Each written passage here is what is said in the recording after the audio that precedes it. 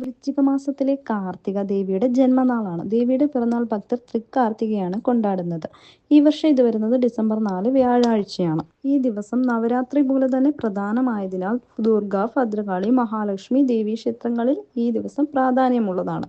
സുബ്രഹ്മണ്യൻ ശരവണപൊയ്കയിൽ അവതരിച്ച ദിവസം കൂടിയാണ് ഇതെന്ന് വിശ്വസിക്കുന്നു. അതിനാൽ സുബ്രഹ്മണ്യ ക്ഷേത്രങ്ങളിലും ഈ ദിവസം വിശേഷമാണ്. ശിവപാർവതി പൂജയ്ക്കും ഈ ദിവസത്തിൽ പ്രാധാന്യമുണ്ട്.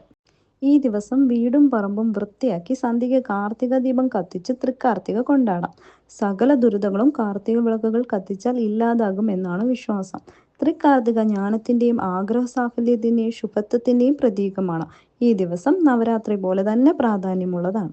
വെറ്റിലയ്ക്കുള്ളിൽ നെല്ലിക്കയും നാണയവും വെച്ച് ദേവിക്ക് സമർപ്പിച്ച് കനകധാരാ സൂത്രവും ജപിച്ചാൽ ദാരിദ്ര്യവും കടബാധ്യതയും അകന്ന് സമ്പൽ സമൃദ്ധി ഉണ്ടാവും.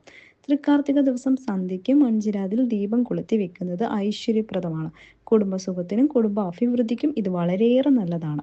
ദേവിയെ നമ്മുടെ വീട്ടിലേക്ക് ആനയിക്കുന്നു എന്നാണ് കാർത്തിക ദീപം തെളിയിക്കുന്നതിന്റെ സങ്കല്പം. കാർത്തിക ദീപം കൊളുത്തിയ ശേഷം ദേവീ സ്തുതികൾ ജപിക്കാം.